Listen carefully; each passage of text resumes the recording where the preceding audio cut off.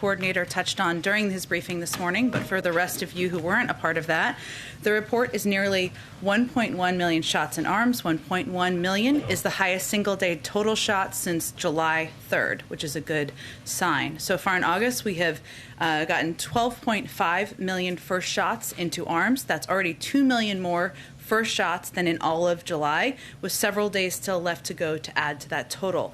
Importantly, we've now hit a major milestone in our effort to vaccinate adolescents at a particularly important time as people go back to school.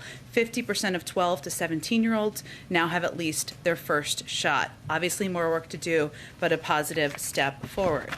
Also wanted to note that today the Department of Health and Human Services Secretary Javier Becerra announced $85 million in funding to improve mental health services for our nation's children and youth, which is, of course, a priority for the Biden-Harris administration as a part of our push to get kids back to school safely and address the impact of the pandemic on them. Specifically, he announced the Health Resources and Services Administration is making 24 awards, totaling $10.7 million in funds from the President's American Rescue Plan to expand pediatric mental health care access by integrating telehealth services. For example, actions like technical assistance for pediatric care providers to diagnose, treat, and refer children and youth with mental health conditions and substance use disorders. And this will also, the Substance Abuse and Mental Health Services Administration is also granting 29 awards, totaling $74.1 million to enhance mental health services for school-aged youth. So as an example of that, Project AWARE, which stands for Advancing Wellness and Resilience in Education, will use its funding to help raise awareness of mental health issues for young people and train school personnel. Also wanted to note that today we're announcing that President Biden has directed the Department of Homeland Security to serve as the lead federal agency coordinating across the federal government to relocate evacuated Afghans to the United States.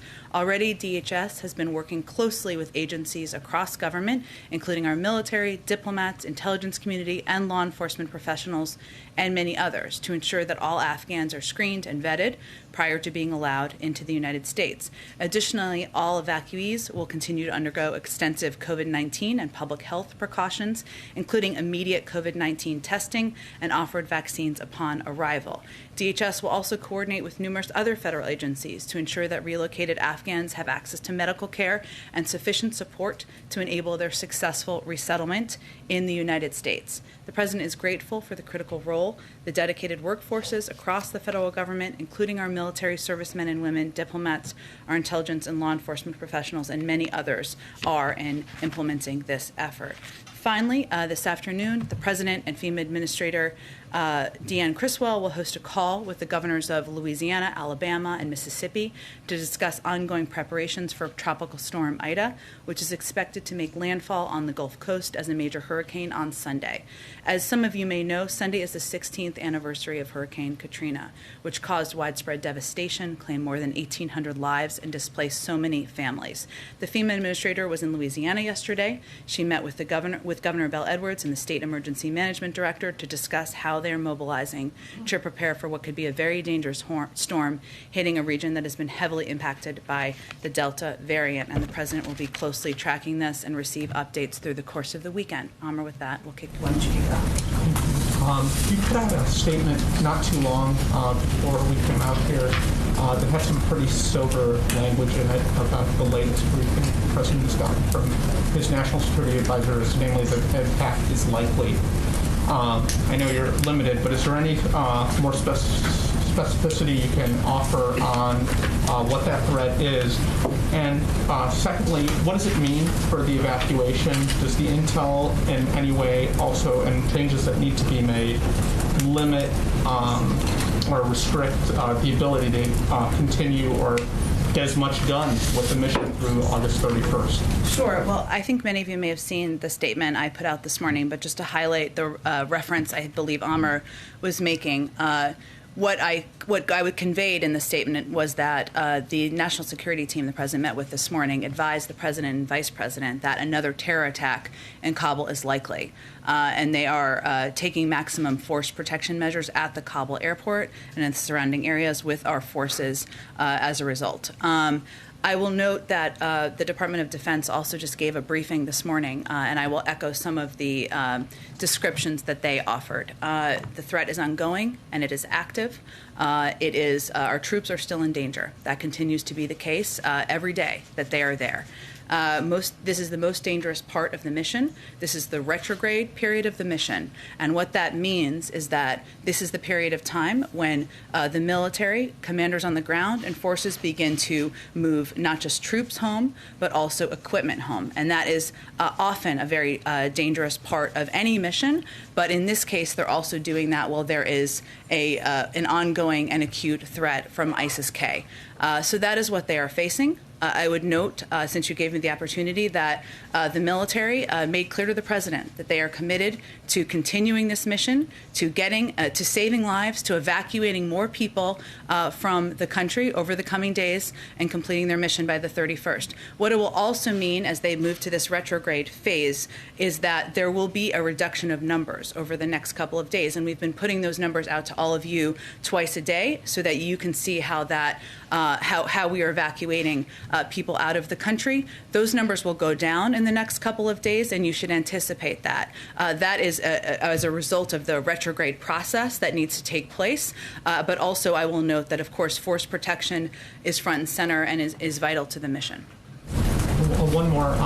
President Biden told reporters in the Oval Office during his meeting with the Prime Minister, they talked to Dr. Fauci today about the prospect of giving booster shots after 5 months instead of 8.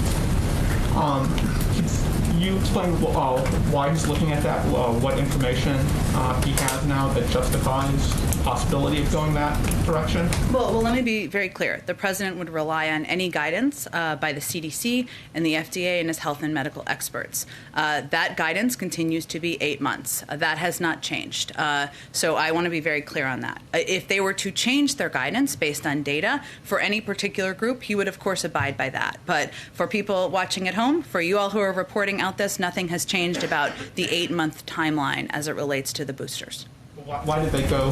Why is this conversation even happening? What sort of triggered going from 8 to 5? Well, I would say I can't. I obviously wasn't sitting in the meeting having the discussion with them on this, but as Israel has taken the step of doing 6-month boosters, and the president referenced advice he'd been given from the prime minister. Obviously, we make our own assessments based on our health and medical experts here in the United States, and nothing has changed on that front. So I think it was more likely a reference to that. And obviously, we have ongoing discussions with our health and medical experts about what they look at. Go ahead, Trevor. Two on Afghanistan. First, I just wanted to get an update on the president's plans, if he has any to meet the troops when their remains are returned to the United States. Well, there hasn't been an announcement, as you know, by the U.S. military about the timing of that, but I can reiterate what I conveyed yesterday, which is the president will look for any opportunity to honor the servicemen and women who lost their lives yesterday, but I don't have anything to announce at this point in time. Okay, and then just one other thing. There's been some reporting around the Taliban requesting an ongoing diplomatic presence in Kabul from the United States. Could you talk a little bit about what the thinking is here at the White House about whether that's appropriate and how or if that would happen after the end of August? Well, I would say first that we are looking at ways, and I will refer to our Secretary of State and the State Department here to continue to engage. I'll note something I said. I know this wasn't exactly your question, but just to get it in here, that the President did direct the Secretary of State to continue diplomatic efforts with international partners to secure means for third country nationals and Afghans with visas to leave the country even after the U.S. military presence ends. A part of that would certainly be having a coordinated approach and engagement with the Taliban, because in order to continue to evacuate any American citizen who was not yet prepared to leave, who wants to leave, third country nationals and Afghans with visas, we will need to coordinate with the Taliban. That does not mean or translate into a presence on the ground. As we've noted, we are pulling our presence out by the 31st, and that has not changed. Go ahead. Senate Foreign Relations Committee Chair Bob Menendez put out a statement that said, in part, we can't trust the Taliban with American security in terms of in the wake of the attack yesterday. I don't want to get a semantic debate about the word trust, but I guess my question is the coordination with the Taliban the best of bad options right now, or was it the view from the military and from the White House that it was the only option given the dynamics on the ground? Maybe both.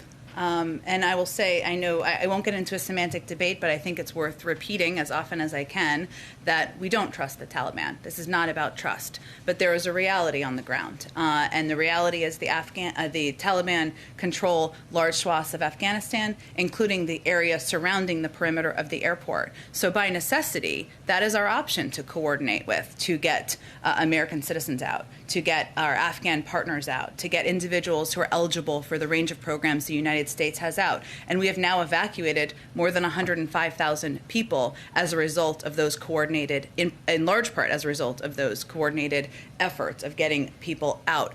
But I will say that as the Department of Defense noted earlier today, clearly something went wrong here in the process, that we saw the ISIS-K attack occur yesterday.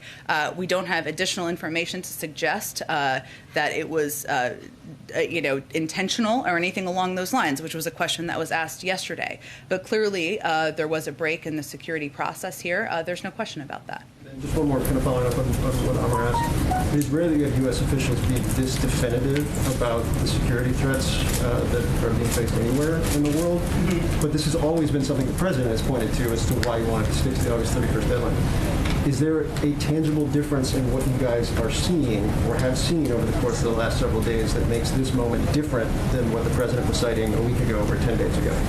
Well, I can't always, I know you're not asking me to, but I can't clearly get into specific details from here.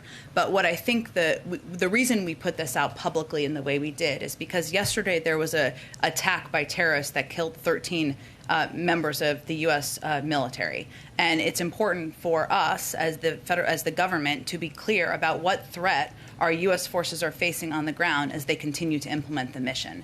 And that threat is acute, it is ongoing. Our troops are still in danger, and they are taking the steps they are taking to save lives and evacuate people because of their commitment to the mission, and we felt it was important for people to understand that. Go ahead. Thanks, Jen. I also wanted to ask you about the statement you put out. You said that in light of yesterday's attack, the troops there are taking maximum force protection measures at Kabul airport. What resources are available to them that they didn't have yesterday? They have the same number of troops and the same amount of equipment. Any resources that they need and they request from the president, they will be granted. But I'm not going to get into additional details. Okay, and then I'm also wondering if the president has any plans to speak to the families of the fallen service members? Yeah, so how this process works is the next of kin notifications would, of course, happen by the Department of Defense, typically in person to next of kin. I believe they gave an update on that this morning, conveyed that that process is ongoing. The president wouldn't then make a call or reach out until that process is completed. And it would be up to the next of kin and the families to determine if they are prepared to receive a call from the President of the United States. And I think it's important to note that this may be the worst day of their lives, and they may or may not feel they're ready to talk to the United States or they want to talk to the President of the United States, and that's their choice. But I expect once any calls are completed, we'll provide you all an update. Great. And then finally, I want to know if the White House has any reaction to the swath of Republican lawmakers who are now calling on the President to resign over this? Well, Nancy, I have to say that seeing some of this occur or be called for or be put out on Twitter, the backdrop here is the U.S. men and women of the military deployed on the ground are bravely continuing to implement a mission to save lives on the ground. American citizens, Afghan partners, many people that some of these same individuals are calling for us to evacuate. Yesterday, they lost 13 of their own, and the president made absolutely clear that we are going to hunt down, go after, and kill the terrorists who are responsible. Everyone should be supportive of that. So you're saying now's not the time for politics? Correct. Go ahead. Thank you, Jen. When the president says, we will hunt you down and make you pay, what does that look like? Is he going to order a mission to kill the people responsible, or would he be satisfied if they are captured and brought to trial? I think he made clear yesterday that he does not want them to live on the earth anymore. Okay. And as the U.S. is coordinating with the Taliban about security for the next couple days, some of the people running security for the Taliban in Kabul are terrorists with millions of dollars worth of bounties on their heads. Are we going to try to bring those known terrorists to justice before we leave the country? Peter, I think our focus right now is on doing everything we can to get the remaining American citizens who want to depart out of the country, to get our Afghan partners out of the country. As I just said in response to Phil's question, this is not a preferred relationship or a situation that we would have designed if we had started from scratch. I think that's very clear. But right now, we need to continue to coordinate. That's our focus for the next couple of days. And the last one, you said that you think we're going to have a great deal of leverage over the Taliban after we leave. You think we're going to have more leverage with no troops on the ground in Afghanistan than we do with thousands of troops on the ground in Afghanistan? Well, to be clear, one of the steps that the President directed his Secretary of State to take, which was in my statement this morning, was to engage with our international partners to determine what the path forward looks like. And there are key components here. The Taliban are going to want a functioning airport. So do we. There's an enormous amount of economic leverage that the global community has. That's something we need to work with our international partners on. As we have more to update you on, we will update you on it. In terms of the President's commitment to make those who were responsible for yesterday's attack pay, is the President committed that even after American troops leave Afghanistan, he would be willing to send in American troops, even in some covert form, to complete that mission to kill those who are responsible? I'm not going to get into details from here on what hunting down and going after the terrorists who killed 13 service members will entail or detail, and I don't think the Department of Defense will either, but that commitment will remain until it's done. Suffice to say, it means the potential exists for troops to go back into Afghanistan even after that. Again, I'm not going to get into the detail of what that would require, but his commitment remains until it's done. Understood. In terms of the commitment, just so it's clear for Americans right now, just 4+ days away from the August 31st deadline, is the White House's commitment still at this point that all Americans who want to leave Afghanistan will be able to leave before that date? That is what we are focused on, committed to, and working toward. Go ahead. Back on the diplomatic efforts, it's Friday, the deadline is Tuesday. What more can you tell us about these talks that the President's directed the Secretary of State to undertake? How close is an agreement? Will we have a diplomatic presence in Afghanistan on September 1st? That's not what we're predicting, nor are we predicting we're going to have we're not predicting a diplomatic presence on the ground in Afghanistan. What we're talking about is coordinating with our international partners in order to determine what the path forward looks like so we can continue to evacuate third country nationals, Afghans with visas, and any American citizens who have not yet departed because they're not prepared to depart after that period of time. And that will require coordination with our international partners. It will also require continued engagement in some capacity with the Taliban. Just to be clear, are you suggesting there will not be an American diplomatic presence in Afghanistan? I think we've been clear we're pulling our personnel out by the 31st. I don't think we've made any other assessment. I'll let the State Department speak to any other plans beyond that. I can ask you one more question. I think you indicated yesterday that you believe the President has all the legal authority he needs to attack ISIS-K. Is it the White House's view that the President can lean on the AUMF that was passed right after 9/11 to do so? I can just assure you the President and the military feel they have all the authorities they need to attack ISIS-K. Go ahead. To follow up on Steve's question, the G20, some members of the G20 are pushing for a special meeting on Afghanistan, Italy, India. Is there a discussion yet of having a date for a special G20 meeting on Afghanistan? It's a great question. It would really happen and be coordinated through the State Department, Jennifer, so I would refer you to them. I expect they'll have more details on their planned engagements with international partners in the coming days. And then the President in the Oval Office talked about how if diplomacy fails with Iran, he would be willing to look at other options. Can you share a little bit more about what other options might mean? Well, any president always maintains a range of options, but I would tell you that our objective and our first priority and focus is on a diplomatic path forward, and that's where we're putting our energies at this point in time. Go ahead. I know that there have been a lot of questions about this, but I just really want to try to get some clarity around after August 31st, for people who will still be on the ground in Afghanistan and want to get out. Does the U.S. right now have a vision of a process that they will use to get people out after August 31st? And what is the commitment after August 31st? Is it absolute? If you want to get out of Afghanistan and you are, you help the U.S. military, you're an Afghan, you'll be able to get out. If you're a green card holder or someone else who wants to get out, is the U.S. guaranteeing that you will be able to get out?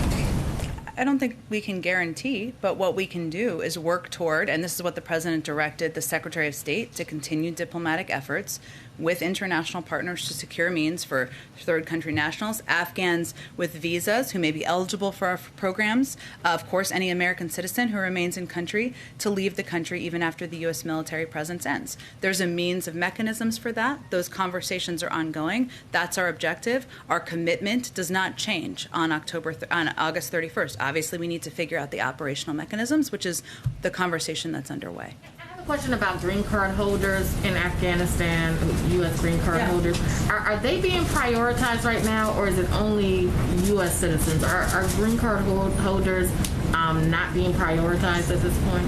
Again, I think you can note from the numbers, even if you look at the last 24 hours, and we got more than 10,000, I think it was actually a little bit higher than that, people out. Just over 300 of them were American citizens. Passport holders, I should say. Obviously, the rest of the people were Afghans, were green card holders, were others, so they are still getting out of the country. Yes, go ahead. The administration, the Biden administration, is filled with people who've had a long experience with Afghanistan, many of them dating back years, if not, decades. Including the president. Including the president. Most of that time, the Taliban was the sworn enemy. I mean, it was the enemy against whom we fought. Is there a recognition inside the administration of the irony, sort of grim irony of being in a position to rely upon and coordinate with and have negotiations with the adversary that many of them fought for 2 decades? I think irony is far too light of a term. I mean, the reality is here, as kind of to Phil's earlier question, this is the circumstance we're faced with. The Taliban controls large swaths of the country. That is not what anyone anticipated at this point in time.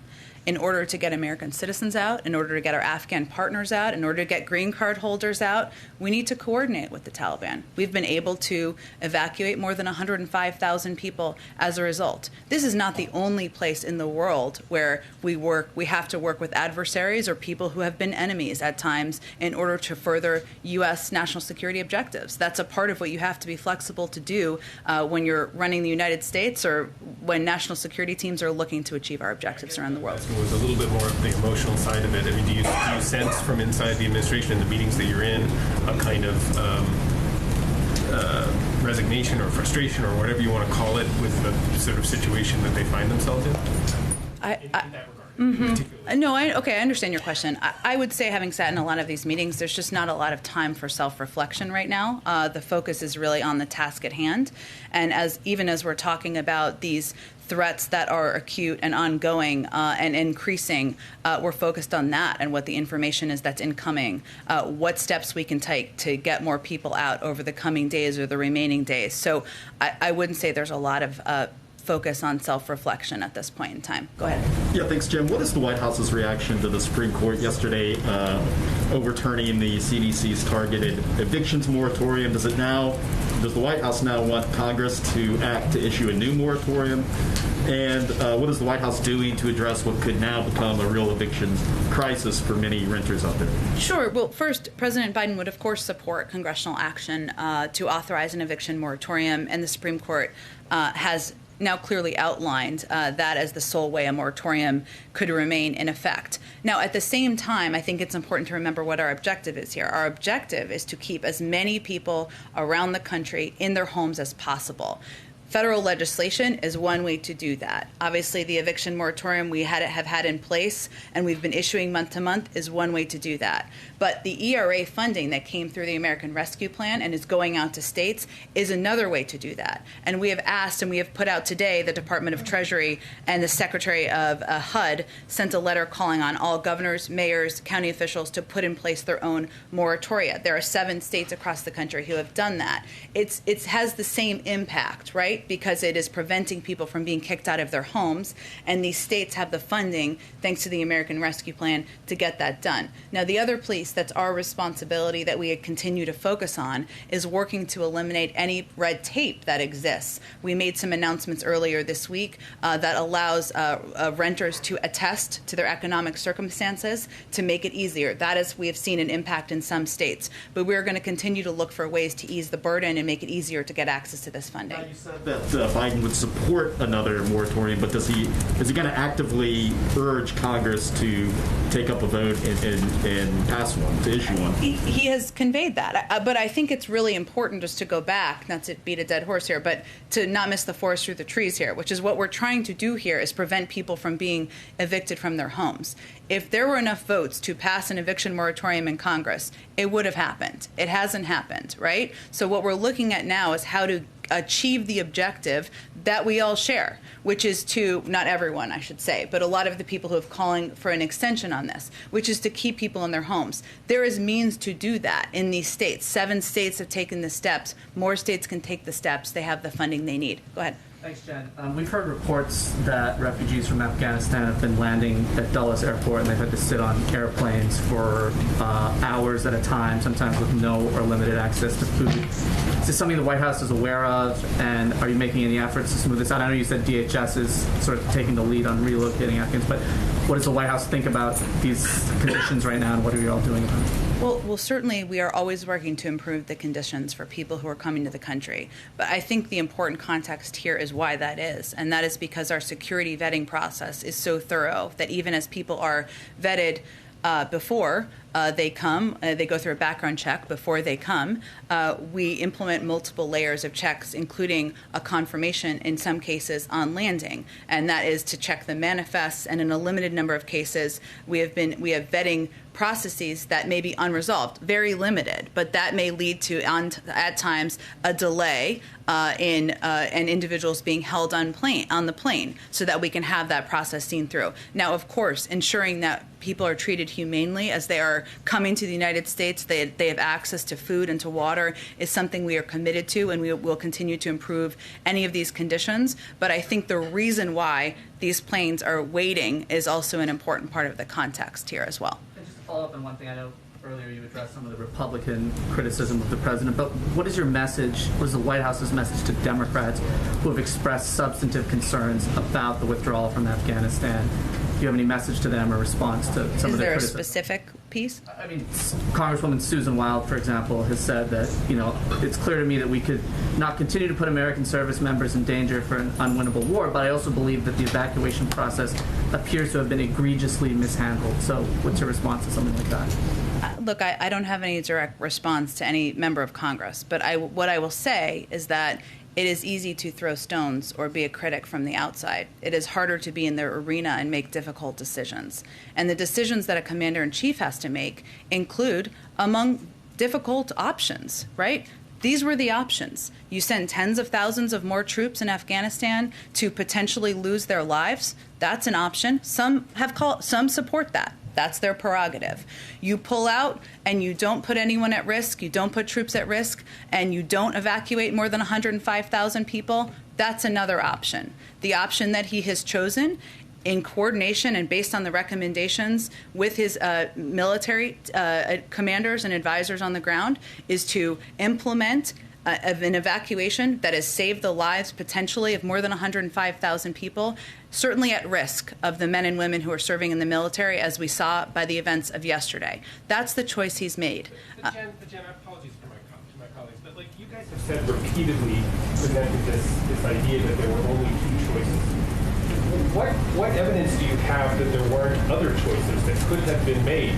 I mean, what's the other choice anyone is offering? For example, the president could have said to the Afghani government in May, look, we're going to start a mass evacuation of all of the U.S. personnel. We're going to put out an announcement that says, we advise all of our Afghan allies who work with us to start evacuating as well. It would have been a show of no confidence in the Afghani government. There might have been other repercussions. I'm not suggesting that's the right way to have gone. I don't know. But it is another option, and I'm sure there's 10 other options that I haven't thought of. So why do you present it as these being the only 2 options? There are, of course, other options, but there are consequences to every option. That is my point. So let's take your example. If we had evacuated and moved in C-17s, 6,000 troops, I think that's what you're suggesting, and implemented this evacuation in May, you know what would have happened in all likelihood? The threat on U.S. forces would have increased at that point in time. ISIS-K. You would have been operating in a capital that wasn't overrun by the Taliban. How do you know that? Well, the Taliban wasn't near Kabul at that point. Look, Mike, I think it's easy to play backseat. Let's look at what could have happened 3 months, 4 months ago. I think we've been clear on a couple of things, I will just say. No one anticipated, I think including on the outside, that the Afghan government would have fallen at the pace they fell. And the president and members of our national security team have spoken to that as well. We didn't anticipate the Afghan national security forces would have folded as they did. We didn't anticipate that. And as a result of that all happening, we saw a chaotic situation just 2 weeks ago. So you can always, my point in the response to the question is that there are consequences to any of these difficult choices and decisions. That is what faces you as commander-in-chief, and that was the larger point I was trying to make. Go ahead. Thank you, Jen. Can you tell us anything about the 13 service members who were killed yesterday, like gender, age? Is there anything you can give us without compromising?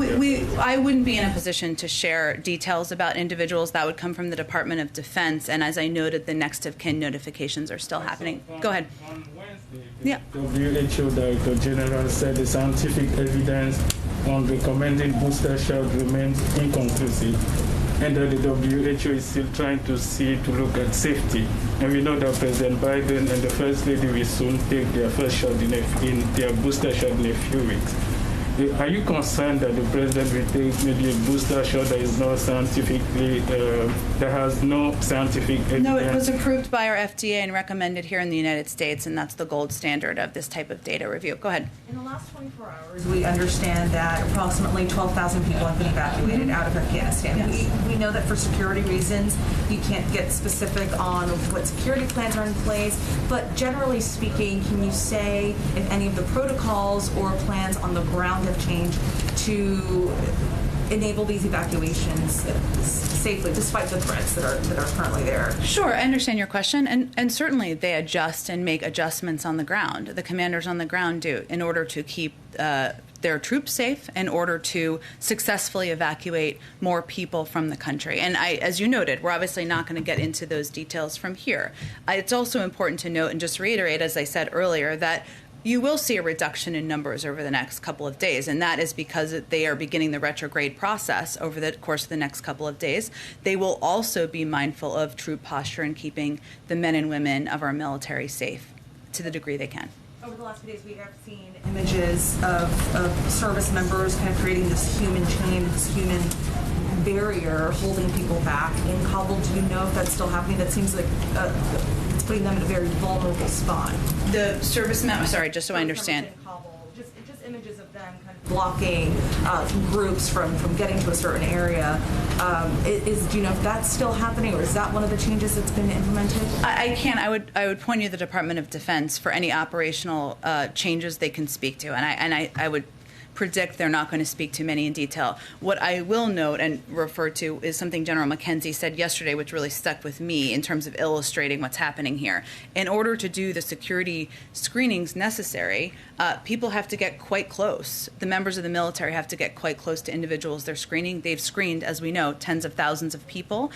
So some images may reflect that. I think what you're talking about is something different from that, but I would certainly point you to them for any specifics they can provide. Oh, go ahead. Go ahead. On the fake vaccine cards that are making the rounds, the Health and Human Services Office of IG told us this morning that they are receiving, quote, increasing reports of individuals creating, purchasing, and using fake COVID cards, COVID vaccine cards. How concerned is the White House that this could threaten the nation's progress against the virus? I would not state that as our level of concern. Of course, we are concerned about fake vaccine cards. I don't have an assessment of how widespread it is. I'd have to check with the team and get an assessment of that.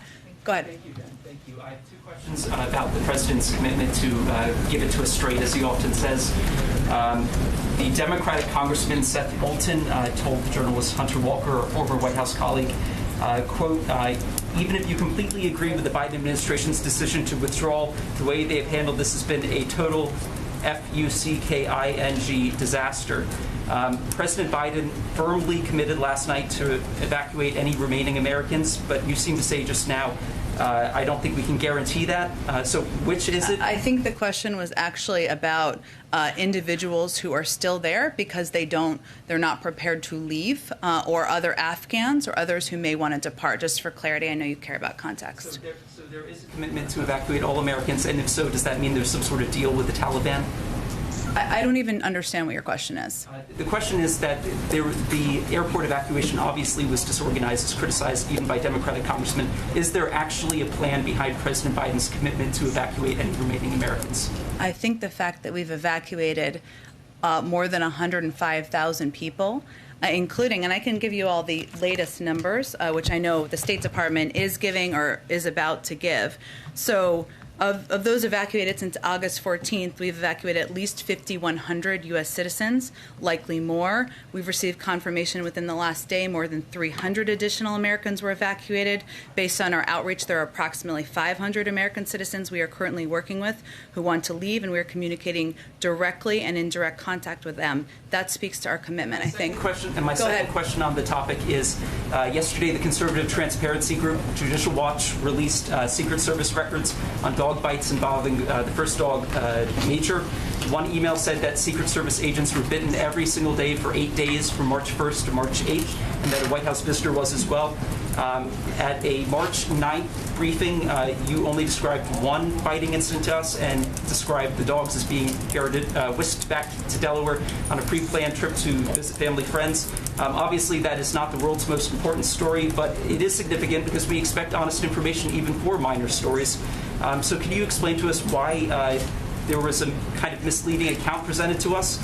And if we can't get honest information about minor stories, why should we have faith in the administration's account for larger issues like Afghanistan? I know you do keep the dog in the news in the briefing room, so thank you for that.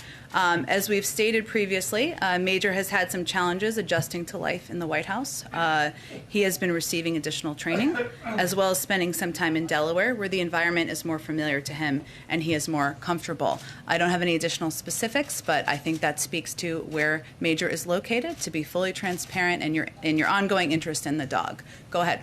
Unfortunately, these evacuations are happening during a pandemic. Can you tell us a bit about, are these, I believe there's a quarantine, but are these people being vaccinated? Because I know that the percentage of Afghanistan population it's less than 5% that are vaccinated. Sure. Let me give you kind of an update on this, because I know there was a story out earlier today, and I can give you a bit more detail on it.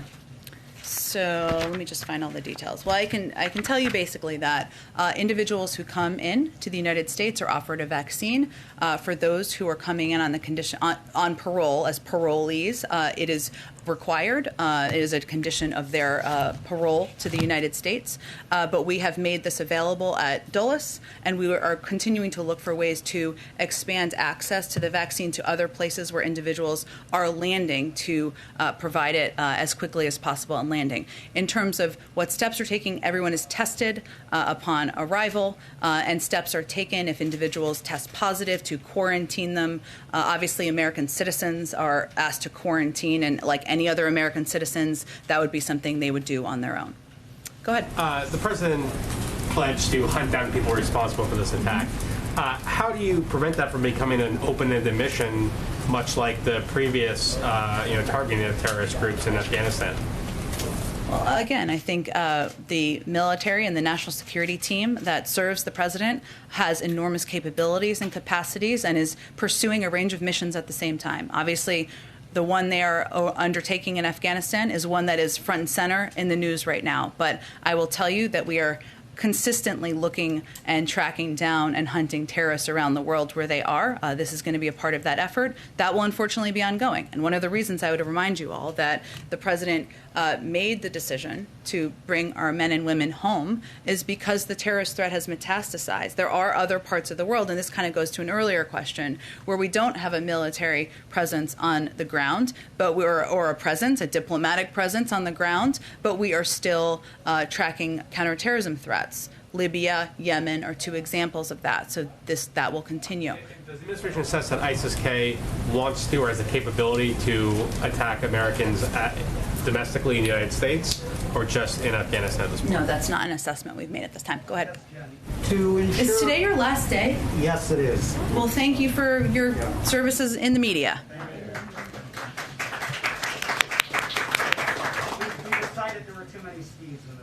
There are a lot of Steves. I will look into that.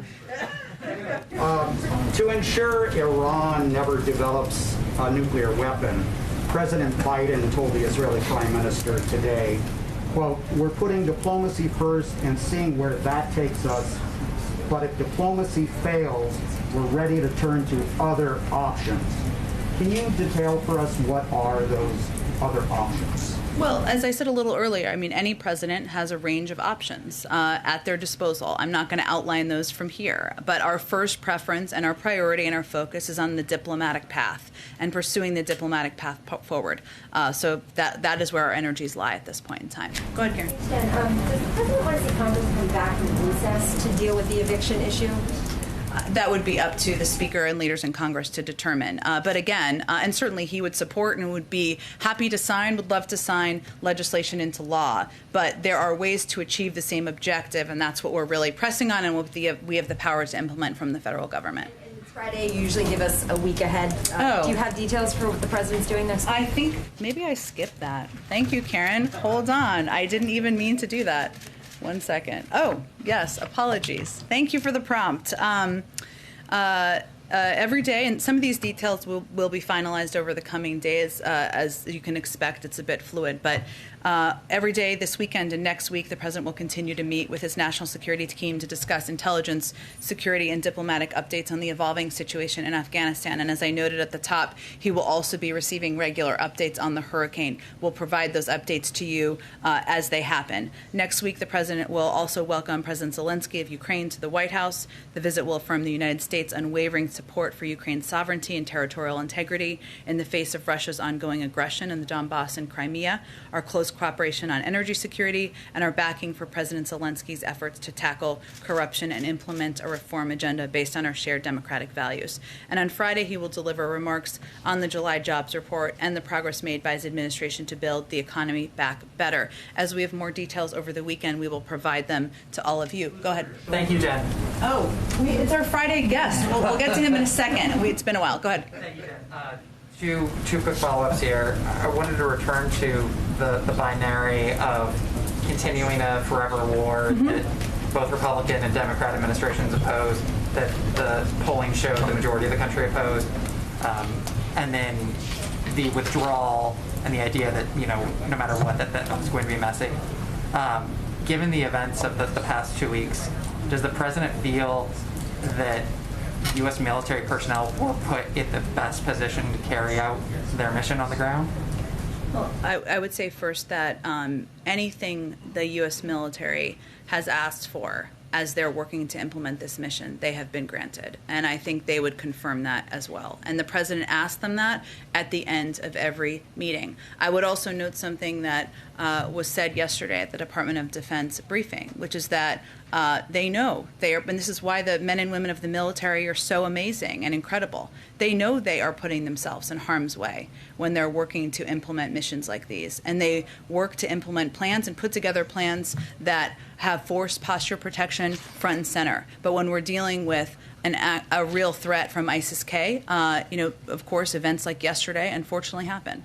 And then yesterday the president said that he made the assessment after talking to his military advisors that Bagram Air Force Base was not much of a value add. I'm curious because General Milley earlier in August said, quote, if we were to keep both Bagram and the embassy going, that would be a significant number of military forces that would have exceeded what we had or stayed the same or exceeded what we had. Was that decision about leaving that air base, was that because it wasn't a value add or because it would have required, sending more troops over there? Well, Bagram was an enormous base that required an enormous presence. It also made it, and also it has a significant distance, I should say, from Kabul. Significant, I guess, is all relative, but is far away from Kabul. So it would have required quite a presence to protect, and it wasn't located in a place that would have been as effective in evacuating people who are located in Kabul. Really quick one. Yeah. The president said yesterday, quote, we have greater threats coming out of other countries, a heck of a lot closer to the United States. Is there anything that you can tell us a little bit, like what countries he was referring to in particular? as opposed to Afghanistan. It's a bit of an alarming statement. I think he was intending to convey what he's conveyed many times about the metastasizing threat from a range of terrorist organizations that have greater capacities around the world, and how we need to keep our eye focused on those as being one of the root reasons why he brought our men and women home. Go ahead. Does the administration have any guarantee from the Taliban not to harm Americans who are left behind or choose to stay behind in Afghanistan after August 31st? Well, that is certainly our expectation, yes. And we're working through. Go ahead. Jen, I'd like to follow up on Philip's question, but very quickly, a source while we've been sitting here said to me that the Taliban is preparing to take over the airport by as early as Saturday, and there may already be some infiltration into parts controlled by the military, HKIA. I'm wondering, has the president moved up the August 31st withdrawal, even unofficially? No, and the Department of Defense gave an operational update about 2 hours ago on the retrograde process. I have not obviously seen that reporting, and I'm happy to talk to them about it after, but nothing had changed. Just a quick question, follow-up Philip's question. You said it's easy to be a critic from the outside, as we've heard from lawmakers, but some members of the Marine Corps have taken to social media and they're criticizing not the president, but top generals for failing to be accountable for a strategy that they say costs lives. For example, we've just been talking about Bagram. The closing of that no longer had the high trauma capabilities to deal with some of these horrible and horrific injuries, and that the airport was ill-equipped. Any sort of serious injuries, you'd have to be medevac to Germany. Was this a miscalculation on the part of the generals? And with regard to the president, he said he was listening to his generals. Two questions really quickly on that. Sure. Does he believe he was given bad advice? And will he ask for any resignations of his generals, given the high cost of American and Afghan lives? No to both of those questions. I think that what the president looks at the events of yesterday as a tragedy, and one that was felt viscerally by the leaders of the military as well. And losing members of your men and women working for you from the service branches is devastating. It's devastating for the president. It's devastating for the leaders of the military as many times as it has happened. And it is a reflection on all of them and the people on the ground that they are continuing to implement this mission even under difficult and risky circumstances. Go ahead. Just as a follow-up to the previous question, Republican lawmakers have really targeted Secretary of State Blinken. They went so far as to introduce impeachment articles today. Does the president still have confidence in the Secretary of State, and what is the White House's response to the articles of impeachment? Yes, he does, and I have no response on a day where we're still honoring the lives of men and women in the military who were lost yesterday. Go ahead. Thanks, Jen. I got two questions, one on Afghanistan and one on the bilateral. On Afghanistan, do you have any updates as to those people, those Americans that you were saying you were still trying to contact and to figure out where they are? Has there been ever any progress on that front? So I gave a little bit of an update earlier, but we've received that just over the last day, we evacuated more than 300 additional Americans. Those were a number of people who we were working to engage with and be in contact with. There are approximately 500 American citizens we are currently working with who want to leave, and we're communicating directly with to facilitate their evacuation. That's the update from the State Department. They may have more details, given they have been overseeing the constant contact, which we went and did another round of contacts via email, text, WhatsApp, phone over the course of yesterday. And on the bilateral, the president said that he was still right now focused on diplomacy regarding the Iran nuclear deal. How long is he willing to fight for that diplomatic path? When is he going to feel like it's done and he's moving to other options? Well, I'm just not going to give an end date on that, given it is by far and away our best option and the preferable option. And we're in this situation because the prior administration pulled out of the Iran nuclear deal and prevented us from having the visibility we need into Iran's capabilities. And that is why we're going to continue to pursue it, but I don't have an end date or an end timeline. Go ahead. Thanks, Jen. Justice Breyer gave an interesting interview to the New York Times today. I know there's a lot of sensitivities about looking like you're pushing out of justice, but I'm wondering if the White House has made any preparations for a potential Supreme Court justice opening. again, it's going to be up to any sitting Supreme Court justice to make a determination about their timeline and how long they'll stay. And has the president reached out to any governors about the lack of rental assistance aid that have actually gone out in states? I know, the federal government can only control so much, but I'm wondering if the president's reached out to governors specifically to urge them to get that aid out. Well, I would say that we have had a number of members of his cabinet and senior officials who have been engaged directly with governors about how to get the aid out, and a number of the steps we've taken to cut the red tape and make it easier from the federal government has been a result in part of these discussions on what can make it easier to get the money out. Yeah, go ahead. Oh, sorry, go ahead. Thank you very much, Jen. About the relations with the Taliban, looking forward. So the US obviously has got some ongoing asks to the Taliban, like some cooperation on helping to get future people out. Yep. And presumably looking for these Islamic State folks.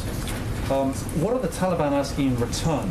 Are they asking for recognition? Are they asking for an embassy to be put back there? What's their kind of big ask? I think it should be really clear here. There's no rush to recognition of any sort by the United States or any international partners we have talked to. I am, as I've said in the past, blissfully not a spokesperson for the Taliban. So I would ask you to ask them that question as to what they want. Go ahead in the back. You talked earlier about COVID screenings for evacuees as they are coming in. Do you have any information or indication of what the positivity rate is? And can you say how many times are these evacuees being tested? You said that they're being tested in Kabul. Are they being tested again once they arrive in the US? They're tested when they arrive here. Can you say what the positivity rate is? I don't have that information. I will see if the Department of Homeland Security has it. One more on vaccines that were donated to. And I would just reiterate, individuals who test positive are quarantined and separated. So that is how that is handled. Can I ask about the U.S. has donated over 3 million COVID vaccines to Afghanistan. The UN put out a report this week saying that the number of vaccinations in Afghanistan has significantly dropped since the Taliban takeover. Does the White House or does the U.S. government have any indication of what's happened to those vaccines? Are they in the hands of the Taliban and are they still being distributed? Or is there a concern that the Taliban might try to sell those doses? Well, we have not worked with the Taliban as the government, right? And a lot of these assistance is often distributed through humanitarian organizations or others who work through COVAX. I would have to check and see what the implementation and mechanisms are, but we are quite careful and very focused on vaccines not getting into the right hands. And for countries we work with, and remember this was an issue with Cuba, right? We need to have mechanisms to ensure that they are getting out to the populations who need to get access to the vaccines. Go ahead. I would like to ask you, there is link between Taliban and ISIS because the Taliban released from the president from the jail based of US and Taliban agreement. Now Afghan people more worried if the Taliban and ISIS-K, they are friends. It's going to be okay, and still they are friends with the Al-Qaeda too, which is they didn't keep their commitment. Or if not, do you think that it's going to be, started again another civil war in Afghanistan? I don't understand. Taliban and ISIS, they are friends or they are enemy? I think there's clear historic evidence that they have been enemies in the past. I don't have any assessment beyond what we've said over the last few days about the fact that we have no information to suggest that the Taliban had knowledge of or engagement in the ISIS-K attack. Beyond that, what we have available or what I can speak to as historic precedent. Oh yes, let me go. Hello. So we haven't done this in a while, but so this is, let's see, Blake Patterson. Thanks for joining us, Blake, who is from the Advocate in Baton Rouge, Louisiana. How can we help you, Blake? Thank you for having me. Hurricane Ida is on Louisiana's doorstep, but today marks the 1-year anniversary since an even stronger storm, Hurricane Laura, devastated Lake Charles in southwest Louisiana. President Biden promised back in May that help was on the way, but the region still hasn't received a penny in supplemental disaster relief. What can you say to the people of Louisiana for how much longer they need to wait for President Biden and Congress to act? And with this latest storm coming, why should Louisianans trust that the Biden administration will be there to back them up if it's just as devastating? Well, I can tell you that the president is incredibly focused on Hurricane Ida and the fact that it is approaching your community and your state later this weekend. I think we're going to announce this shortly, but I'll tell you, we are sending a surge response team, 50 FEMA paramedics who will be providing medical care statewide, 47 FEMA ambulances operated by 94 FEMA emergency medical service providers will be supporting patient movement statewide to assist the state in decompressing hospital load should that be needed. We have over 250 personnel across the state and 20 VA hospital beds. We have been working to provide direct assistance and even get ahead of the storm. We're pre-positioning personnel and resources that I noted, including food, water, and generators to respond to what could be a dangerous hurricane hitting the region over the course of the next day. I also noted that yesterday, as you know, the FEMA administration was down in the region. The president will speak with the governor later this afternoon. And in terms of the supplementary funding from the hurricane from last year, I'll have to check on the status of that and what the holdups are. Thank you for joining us and for your patience. Appreciate it. Okay, thanks everyone. We'll see you all on Monday. How can we be sure that we'll be able to get the bombers? That bomb I think you should have faith on the capabilities of our military and our national security team. Thank you, everyone.